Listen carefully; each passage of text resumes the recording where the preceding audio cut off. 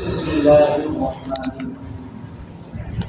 وإذ قال عيسى ابن مريم يا بني إسرائيل إني رسول الله إليكم مصدقا لما بين يدي من التوراة ومبشرا برسول يأتي من بعد اسمه أحمد. صدق الله العظيم وصدق رسوله النبي الأمين المتين المبين المعين الكريم ونحن على ذلك لمن الشاهدين والشاكرين والحمد لله رب العالمین.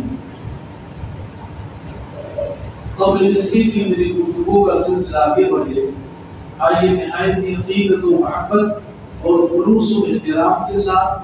سبب وجود کائنات، باعث تخلیق کائنات، سیاہ نام کا فخر رسولہ، مسیحائے دو جہاں مصطفیٰ ذات رحمت صلی اللہ علیہ وسلم کی مقدس بارگاہ میں اپنے غلامی کا ثبوت دیتے ہوئے محبتہ انداز میں درود و سلام کی نظریں پیش کرنے اللہم صلی علی سیدنا وعلی آلہ سیدنا مولانا محمد وبارک وسلم. صلاۃ و سلام علیک یا رسول اللہ صلی اللہ علیہ وسلم. حضرین گرامی، آج کے خطاب کا موضوع ہے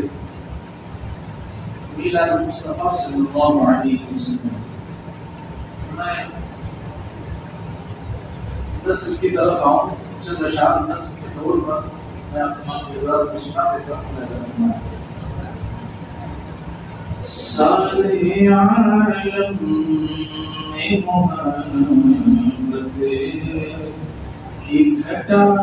چھائی ہے، سارے عالم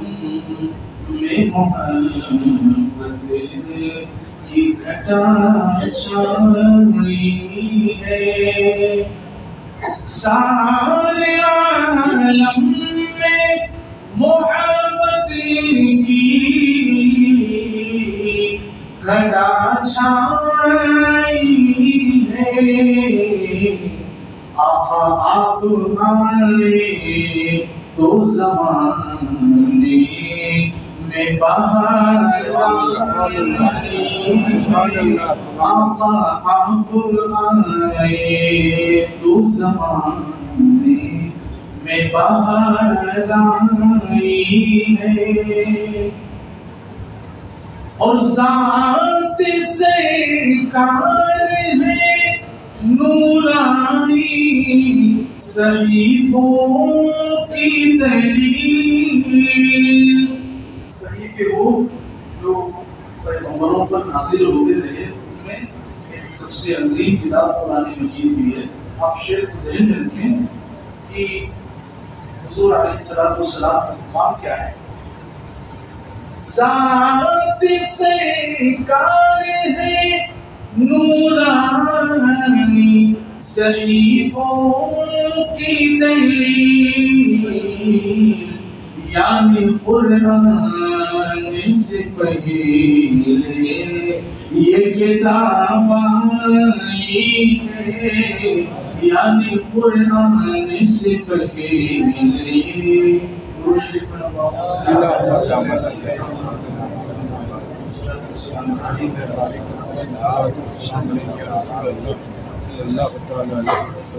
حاضرین گرامی، سال کے 12 مہینوں میں ایک سچے مسلمان کے نزدیک ماہ ربیع الاول شریف کی 12ویں تاریخ وہ ایمان افروز اور روح پرور تاریخ ہے جو ایمانی اور روحانی اور اسلامی خوشیوں کے ہزاروں گلشن اپنے دامن میں لیے ہوئے ہیں. در حقیقت یہ تاریخ ایک مومن کامل کے لیے وہ عید سعید ہے کہ عید الفطر ہو یا عید الاضحیٰ، شب قدر ہو یا شب برات، ہر اسلامی خوشی کا دن، ہر اسلامی ہر ایمانی خوشی کی رات اللہ کی عزت کی قسم اسی 12ویں شریف کا فعل اور صدقہ ہے. واللہ اگر یہ مقدس تاریخ اپنے دامن میں میلاد مصطفیٰ صلی اللہ علیہ وسلم کی مسرت و شادمانی لیے ہوئے اگر عالم وجود میں نہ آتی تو نہ کعبہ قبلے اہل ایمان ہوتا، نہ نزول قرآن ہوتا، نہ دین اسلام ہوتا، اور نہ ہی کوئی مومن و مسلمان ہوتا۔ اس لیے امام عشق و محبت فرماتے ہیں کہ ہوتے کہاں خلیل و بنا کعبہ و منا لولاک والے صاحبی سب تیرے کر دیا۔ حاضرین گرامی توجہ کریں، وقت بہت مختصر ہے۔ میں نے خطبہ مسنونہ کے بعد سورہ صف کی ایک آیت مبارکہ کی تلاوت کرنے کا شرف حاصل کیا۔ تو جس آیت کی میں نے تلاوت کی ہے، یہ آیت اس مضمون پر شاہد عدل ہے کہ حضور رحمت عالم فخر آدم و بنی آدم مصطفیٰ جان رحمت صلی اللہ علیہ وسلم کی ولادت باسعادت کی تاریخ عید اور خوشی منانے کی دن اور تاریخ ہے۔ حاضرین گرامی کیسے؟ آؤ آگے سنتے چلو۔ اس آیت میں جس کو ابھی میں نے خطبہ مسنونہ کے بعد تلاوت کرنے کا شرف حاصل کیا، جس آیت کی میں نے تلاوت کی ہے وہ سورہ صف کی ایک آیت مبارکہ ہے۔ تو اس آیت میں اللہ تبارک و تعالیٰ کے ایک اولو العزم پیغمبر، اللہ تبارک و تعالیٰ کے ایک پیغمبر، ایک نبی، ایک اولو العزم پیغمبر جن کا نام حضرت عیسیٰ علیہ السلام ہے۔ تو اس آیت میں جس کی میں نے تلاوت کی ہے حضرت عیسیٰ علیہ السلام کا ایک مقدس وعظ ہے، ایک نورانی اسپیچ ہے جس کو وہ اپنی قوم بنی اسرائیل کو بارہا سناتے رہے۔ حاضرین گرامی تو جب ہم جناب عیسیٰ علیہ السلام کے اس مقدس وعظ پر، اس نورانی اسپیچ پر جب ہم غور کرتے ہیں، جب نگاہ و نظر ڈالتے ہیں تو ہم اس نتیجے پر پہنچتے ہیں کہ بارہویں شریف کی جو تاریخ ہے یہ صرف اسی امت مسلمہ ہی کے لیے نہیں، بارہویں شریف کی تاریخ صرف اسی امت مسلمہ ہی کے لیے مسرت و شادمانی اور عید و خوشی کا دن نہیں ہے، بلکہ اس تاریخ کے آنے سے سینکڑوں برس پہلے جناب عیسیٰ علیہ السلام اپنی قوم بنی اسرائیل کو یہ درس دیتے ہوئے نظر آتے ہیں کہ ولادت مصطفیٰ صلی اللہ علیہ وسلم کی مبارک تاریخ بلا شبہ مسرت و شادمانی اور عید و خوشی منانے کی تاریخ ہے۔ حاضرین گرامی آیت مبارکہ کے ٹرانسلیشن اور میننگ، معنی اور مطالب پر اگر آپ غور کریں تو آپ اس نتیجے پر پہنچیں گے، آپ جا بجا یہی کہتے ہوئے نظر آئیں گے کہ کس طرح سے اس تابناک حقیقت پر جناب عیسیٰ علیہ السلام نے اپنی مہر تصدیق ثبت کی ہے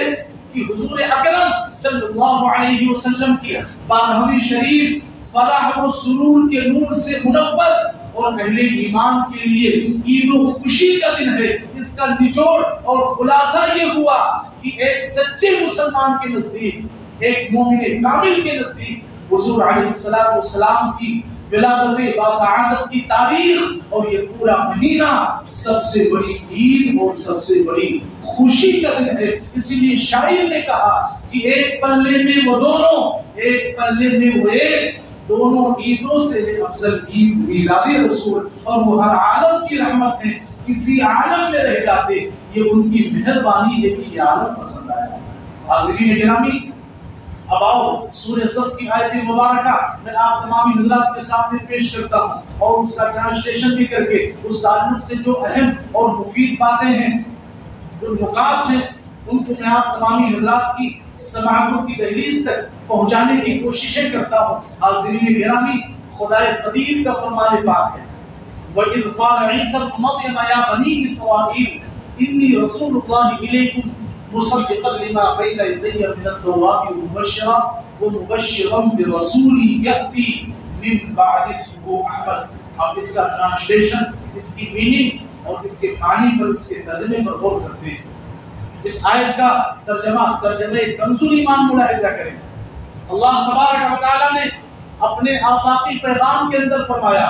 کہ اے محبوب آپ اس دن کو یاد کریں جب عیسیٰ ابن مریم اپنی قوم بنی اسرائیل سے یہ فرما رہے تھے کہ اے میری قوم کے لوگوں میں تمہاری طرف اللہ کا رسول ہو کر آیا ہوں، میں تمہاری طرف اللہ کا رسول ہو کر آیا ہوں۔ آگے جناب عیسیٰ علیہ السلام فرماتے ہیں کہ میرے تو تبلیغی مشن ہے، نمبر 1 میں اس کتاب کی جو اللہ تبارک و تعالیٰ کی کتاب ہے جس کا نام توریت ہے، نمبر 1 میں اس کی تصدیق کرنے کے لیے آیا ہوں کہ جو حرف بہ حرف صحیح منزل من السماء اور منزل من اللہ ہے، اور دوسرا یہ کہ میں اس عظمت والے نبی کی بشارت اور خوشخبری دینے کے لیے آیا ہوں، میں اس عظمت والے پیغمبر، اس عظمت والے نبی کی تمہیں بشارت دیتا ہوں، خوشخبری سناتا ہوں جو میرے بعد تشریف لائیں گے جن کا نام احمد ہے۔ حضرت عیسیٰ علیہ السلام نے حضور علیہ السلام کی آمد کی خوشخبری بھی سنائی، اور حضور علیہ السلام کا نام، حضور کے 2 ذاتی نام ہیں، آسمان میں احمد اور زمین میں محمد صلی اللہ علیہ وسلم، تو نام بھی ذکر فرمایا۔ تو آپ غور کریں، اب دیکھیں کچھ نکتے یہاں میں آپ حضرات کے سامنے پیش کرتا ہوں، آپ توجہ سے سنیں کہ دیکھیں کہ حضرت عیسیٰ علیہ السلام نے حضور علیہ السلام کی تشریف آوری کی خبر کو، یہ دروازہ بند کرو بھائی، دروازہ بند کرو اس کو، حضور علیہ السلام کی توجہ ادھر، تشریف آوری کی خبر کو مبشرن برسول کے لفظ سے جناب عیسیٰ علیہ السلام بیان کر رہے ہیں۔ حضرت عیسیٰ علیہ السلام نے مخبرن برسول کا لفظ استعمال نہیں فرمایا کہ میں ایک رسول کے آنے کی خبر دینے کے لیے آیا ہوں، نہیں، یا حضرت عیسیٰ علیہ السلام نے معلنن برسول نہیں کہا کہ میں ایک رسول کی آمد کا اعلان کرنے کے لیے آیا ہوں، بلکہ فرمایا جناب عیسیٰ نے مبشرن برسول،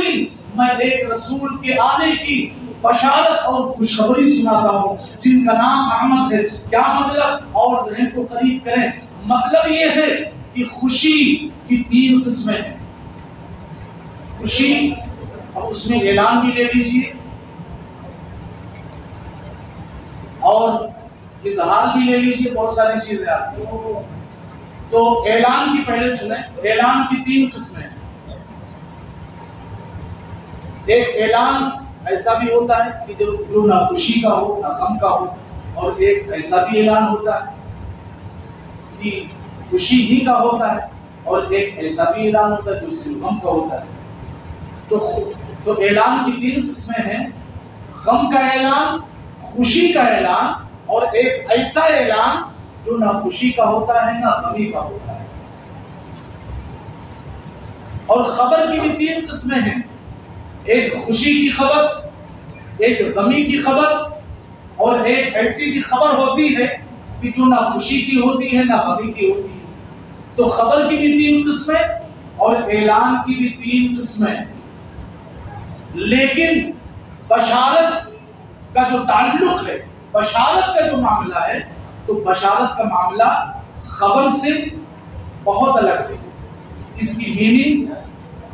اور اس کی وضاحت میں اگر آپ جائیں تب آپ کو اندازہ لگے گا۔ آپ حضرات سے گزارش ہے کہ سنی غوثیہ مسجد کے لیے زیادہ سے زیادہ تعاون فرما کر داخل حسنات۔ تو حاضرین گرامی، تو اعلان کی 3 قسمیں اور خبر کی بھی 3 قسمیں ہیں۔ تو اعلان خوشی کا بھی ہوتا ہے، غمی کا بھی ہوتا ہے، ایک ایسا بھی کہ نہ خوشی کا ہو نہ غمی کا ہو، اسی طرح خبر کی بھی قسمیں ہوتی ہیں۔ اب ذرا توجہ فرمائیں کہ تفسیر بیضاوی کے اندر آتا ہے، حضرت علامہ بیضاوی رحمۃ اللہ علیہ اپنی تفسیر کے اندر فرماتے ہیں کہ بشارت اور خوشخبری اسی خبر کو کہتے ہیں جو ہمیشہ خوش کر دینے والی ہوا کرتی ہے۔ یعنی بشارت اور خوشخبری کا جب لفظ آ گیا تو پھر مطلقاً یہی سمجھا جائے گا کہ یہ جو خبر سنائی جا رہی ہے اس میں غمی کا معاملہ نہیں ہے، یا کوئی ایسا بھی معاملہ نہیں ہے کہ جس کا وجود نہ ہو۔ ٹوٹل مطلقاً اگر بشارت اور خوشخبری کا لفظ آ گیا تو مطلقاً یہی سمجھنا ہے کہ ٹوٹل خبر وہ خوشی ہی کی ہو سکتی ہے، غمی کی نہیں ہو سکتی ہے۔ تو یہی لفظ قرآن کے اندر آیا ہے۔ تو فرمایا گیا کہ بشارت اور خوشخبری کی خبر کا اثر جو ہوتا ہے تو اس خبر کے اثر سے یعنی وہ جو بشارت والی خبر سنائی گئی ہے تو اس کا اثر تفسیر بیضاوی کے اندر آتا ہے کہ اس کا اثر ہر انسان کے چہرے پر ظاہر ہوتا ہے. ظاہر سی بات ہے کہ آپ بھی کوئی خوشی کی خبر سنتے ہوں گے تو آپ کے چہرے پر بھی اس خوشی کا اثر ظاہر ہوتا ہوگا. غم کی خبر سنیں گے تو غم کا اثر ظاہر ہوگا، لیکن خوشی کی خبر سنیں گے، بشارت والی اگر خبر آپ سنیں گے تو یقیناً اس کے اثرات آپ کے چہرے پر نظر آئیں گے. تو فرمایا کہ بشارت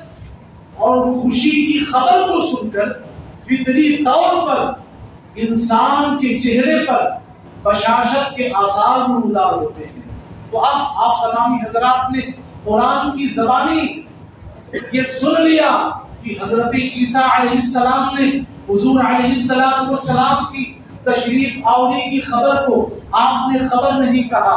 آپ نے اعلان نہیں کہا، بلکہ بشارت اور خوشخبری سے آپ نے حضور علیہ السلام کی آمد کا اعلان فرمایا. تو ثابت ہو گیا کہ حضور علیہ السلام کی آمد پر مسرت و شادمانی کا اظہار کرنا، خوشی کا اظہار کرنا، عید کے طور پر ولادت مصطفیٰ کی تاریخ کو منانا، یہ بدعت اور ناجائز نہیں ہو سکتا، بلکہ یہ تو احکم الحاکمین کا حکم ہے، یہ تو قرآن کا فرمان ہے کہ ولادت مصطفیٰ کی جو تاریخ ہے اس تاریخ میں خوشی اور مسرت کا اعلان و اظہار کرنا اور اس دن کو عید اور خوشی کے طور پر ملانا، عید اور خوشی کے طور پر منانا، یہ بدعت نہیں بلکہ باعث اجر و ثواب ہے، اجر و ثواب اور نیکی کا ذریعہ ہے. حاضرین گرامی، ایک اور آیت کریمہ اللہ تبارک و تعالیٰ نے فرمایا وَلَوْلَا فَضْلُ اللَّهِ عَلَيْكُمْ وَرَحْمَتُهُ لَكُنتُم مِّنَ الْخَاسِرِينَ. رب تبارک و تعالیٰ نے فرمایا کہ اے حبیب آپ لوگوں سے کہہ دیجئے کہ اللہ تبارک و تعالیٰ کے فضل اور اس کی نعمت پر خوب خوشیوں کا اظہار کریں. یہ قرآن کہہ رہا، میں نہیں کہہ رہا. تو آئیے ذرا دیکھیں اور سوچیں آپ کہ حضور علیہ السلام کیا ہیں. اللہ نے فرمایا میرے فضل اور میری رحمت پر اے حبیب آپ کہہ دیجئے اللہ کے بندوں سے بھی خوب خوشیوں کا اظہار کریں، مسرت و شادمانی کا اظہار کریں. تو مفسرین کرام فرماتے ہیں کہ اللہ تبارک و تعالیٰ نے خود جو اس بات کی وضاحت قرآن کے اندر بیان فرمائی ہے کہ حضور علیہ السلام اللہ کا فضل بھی ہے اور اللہ کی رحمت بھی ہے. اللہ کی رحمت اور اللہ کے فضل کا نام محمد مصطفیٰ ہے صلی اللہ علیہ وسلم. تو آپ ذرا ہمیں بتائیں کہ حضور علیہ السلام جب اللہ کا فضل اور اس کی رحمت ہے تو آپ کی تشریف آوری سے بڑھ کر دنیا کے اندر کوئی نعمت ایسی ہو سکتی ہے جو سب سے بڑی نعمت ہو؟ بتاؤ، ہو سکتی ہے؟ نہیں ہو سکتی ہے. حضور علیہ السلام کی تشریف آوری یہ سب سے بڑی عظیم، سب سے بڑی نعمت ہے، عظیم نعمت ہے. ساری نعمتیں دنیا اور ما فیہا کی جتنی نعمتیں ہیں، جتنے انوار و برکات ہیں، سب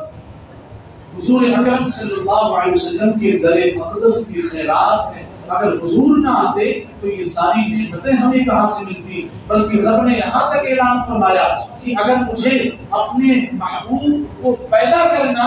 مقصود نہ ہوتا تو میں اپنی ربوبیت یعنی اپنے رب ہونے کو بھی ظاہر نہ کرتا. تو پتہ چلا یہ ساری بہاریں، یہ ساری نعمتیں، یہ ساری رونقیں حضور علیہ السلام کی ولادت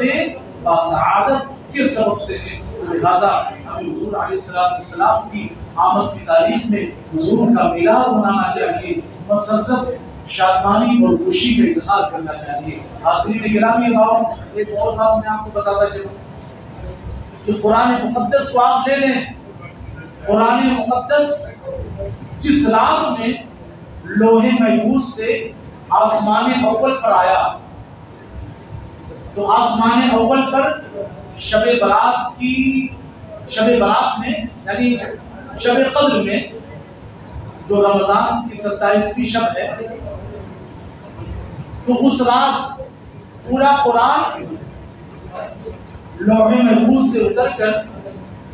آسمان اول پر نازل ہوا. اور آسمان اول سے تھوڑا تھوڑا کر کے آہستہ آہستہ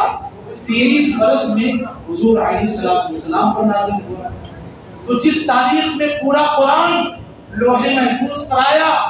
وہ رمضان کی 27ویں تاریخ تھی۔ اللہ تبارک و تعالیٰ نے فرمایا شب قدر جس میں اللہ نے اپنا کلام اتارا آسمان اول پر لوح محفوظ پر، شب قدر میں اللہ کا قرآن آیا، تو اس رات کی فضیلت میں اللہ نے قرآن کے اندر اس کی فضیلت میں آیت کریمہ نازل فرمائی کہ شب قدر کو تم نے کیا سمجھا، یہ 1000 مہینوں سے افضل ہے۔ یعنی جس رات میں لوح محفوظ سے آسمان اول پر خدا کا کلام آیا، اس رات میں 26ویں رات میں رمضان شریف تھی، تو وہ رات 1000 مہینوں سے افضل ہو گئی، بہتر ہو گئی۔ قرآن ایسا کہہ رہا ہے۔ تو جس تاریخ میں حضور اکرم صلی اللہ علیہ وسلم کی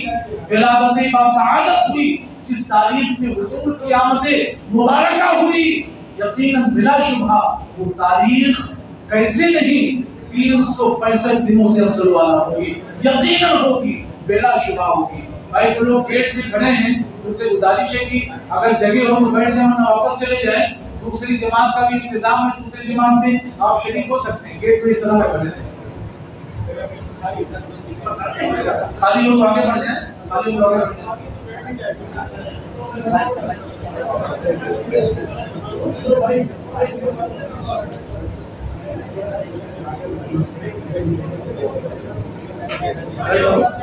اللهم صل على سيدنا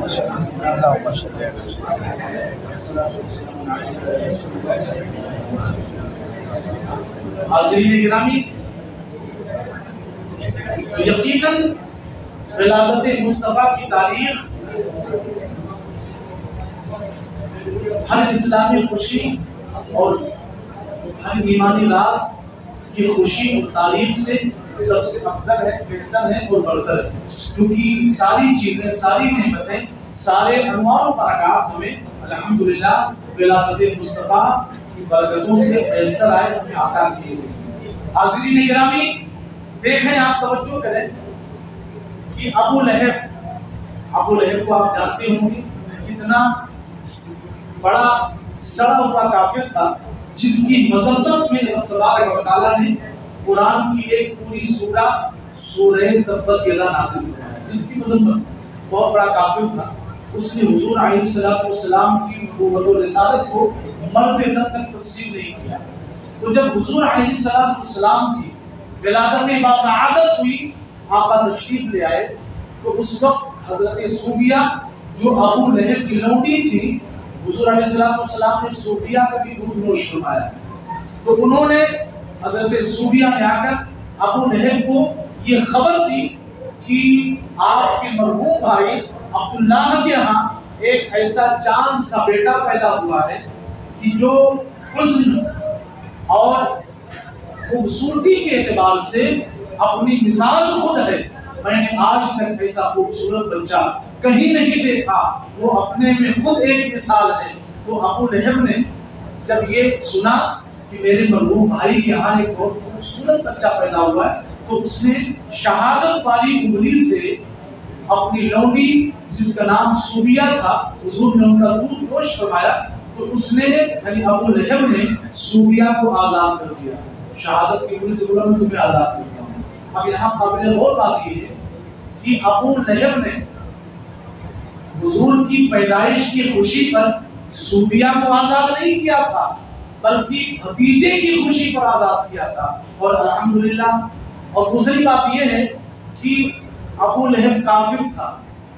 اس کی مذمت میں قرآن کی پوری سورہ تبت یدا نازل ہوئی، وہ کافر تھا، الحمدللہ ہم مومن ہیں، مسلمان ہیں۔ تو آپ اندازہ کریں کہ ایک ایسا بدبودار کافر جس کی مذمت میں قرآن کی ایک سورہ نازل ہوئی، ولادت مصطفیٰ کے موقع پر اس نے اپنی لونڈی صوبیہ کو اپنی شہادت والی انگلی سے آزاد کر دیا۔ تو جب وہ مر گیا اور مر کے جب قبر میں پہنچا تو اس کے بعد لوازمات کے لوگوں نے اس کو خواب میں دیکھا، پوچھا تمہارے ساتھ کیا بنی؟ اس نے کہا میں جب سے مرا ہوں پریشانی ہی پریشانی ہے، عذاب قبر میں مبتلا ہوں، طرح طرح کے عذابات میں ہم کو مبتلا کر دیا گیا ہے، میں چیختا ہوں، چلاتا ہوں، میرا خاتمہ کفر پر ہوا تھا، یہی اس کی سزا ہے۔ اس نے کہا لیکن پیر والے روز مجھے تھوڑی دیر کے لیے شہادت والی انگلی سے تھوڑا سا پانی مل جاتا ہے تو میرے عذاب میں تھوڑی سی کمی ہو جاتی ہے، جس کی وجہ سے میں تھوڑی سی اپنے اندر راحت محسوس کرتا ہوں، سکون محسوس کرتا ہوں۔ آپ اندازہ کریں کہ ایک سڑا ہوا کافر جس نے حضور کی نبوت و رسالت کو نہیں مانا اور حضور کی ولادت کے موقع پر اس نے اپنی لونڈی حضرت صوفیہ کو جب آزاد کر دیا تو اس کا صلہ پروردگار عالم نے اس کو قبر کے اندر عطا کیا۔ تو جو مسلمان ہیں، مومن ہیں، اللہ والے ہیں، اللہ اس کے رسول سے محبت کرنے والے ہیں، اگر وہ حضور علیہ السلام کی ولادت مبارکہ کے موقع پر اگر خوشی کا اظہار کریں، چراغاں کریں، اپنے مکانوں کو سجائیں، دکانوں کو سجائیں، جھنڈے اور جھنڈیاں لگائیں، مولود شریف کی محفلیں منعقد کریں، صدقات و خیرات کریں، بیوہ غریبوں، یتیموں اور مسکینوں کا خیال کریں، حضور علیہ السلام کی ولادت کے موقع پر صلاۃ و سلام کا نذرانہ عقیدت و محبت اگر مصطفیٰ کی بارگاہ میں پیش کریں تو پھر پیش کرنے والے جو اہل ایمان ہیں، اہل عقیدت ہیں، تو پھر اللہ تبارک و تعالیٰ کا ان پر فضل و کرم کا عالم کیا ہوگا۔ جب ایک بدبودار کافر کو اجر مل سکتی ہے تو جو ایمان والا ہے اس کو اجر کیوں نہ ملے گی؟ تو پتہ چلا کہ ولادت مصطفیٰ کے موقع پر خوشی کا اظہار کرنا اور خوشی کا اظہار کرنا، صدقات و خیرات کرنا، حضور کی مجلس سے منعقد کرنا اور جلوس نکالنا یا اور جتنے بھی جائز کام ہیں، یہ سارے کام اگر جائز طریقے سے کیے جائیں تو یہ بدعت نہیں ہے۔ جیسا کہ آج کل کے لوگوں نے بس ایک رٹ لگا دی ہے کہ حضرت پچھلے میں بیان کیا تھا کہ صحابہ نے حضور کا میلاد منایا، اسلاف نے میلاد منایا، ائمہ مجتہدین نے منایا، لیکن سوال یہ ہوتا ہے کسی نے منایا ہو تو دکھاؤ۔ ارے ہم دکھانے کے لیے تیار ہیں، تم دیکھنے کے لیے تیار نہیں۔ ایک لطیفہ بلکہ حقیقت ہے، میں بیان کر کے کچھ ضروری نہیں باتیں آپ کو بتا کے اپنی بات ختم کرتا ہوں۔ ایک ایسا شخص جو اس وقت تک بدعقیدہ تھا، وہابیہ دیوبند سے اس کا تعلق تھا، تو بارہا وہ غیر مقلدوں کو اور بد مذہبوں کو یہ کہتے ہوئے سنا کرتا تھا کہ میلاد شریف کی محفل انعقاد کرنا، اس موقع پہ خوشی منانا، حضور کا ذکر کرنا، ان کی سیرت کو بیان کرنا اور اس موقع پر مسلمانوں کے دلوں میں حب رسول کا جذبہ پیدا کرنا، یہ بدعت ہے۔ یہ اس نے اپنی پوری زندگی میں سنا۔ ایک مرتبہ جب حضور کی میلاد کا مہینہ آیا تو اس کے دل میں خیال آیا کہ بدعقیدے لوگ کہتے ہیں، حالانکہ وہ اس وقت تک بھی وہ بدعقیدہ ہی تھا، اس نے سنا، سوچا کہ سب لوگ ایسا کہتے ہیں کہ بدعت ہے، ناجائز و حرام ہے، چلو حضور کی ولادت کا مہینہ آیا ہے، مسلمانوں کی مجلسوں میں چل کر دیکھا جائے کہ آخر کون سی ایسی بدعت ہے جس سے بدعقیدے ہر سال پورے بیزاری کا اظہار کرتے ہیں اور طرح طرح کی غلط باتیں کرتے ہیں۔ مثلا فتاوی رشیدیہ آپ اٹھا کر دیکھ لیں، رشید احمد گنگوہی اپنی کتاب کے اندر لکھتا ہے کہ حضور علیہ السلام کا میلاد منانا یہ ناجائز اور بدعت ہے معاذ اللہ۔ اسی طرح خلیل احمد امبیڈوی جو وہابی اور دیوبندیوں کا بہت بڑا مولوی ہے، وہ اپنی کتاب براہین قاطعہ کے اندر لکھتا ہے کہ حضور علیہ السلام کا میلاد منانا،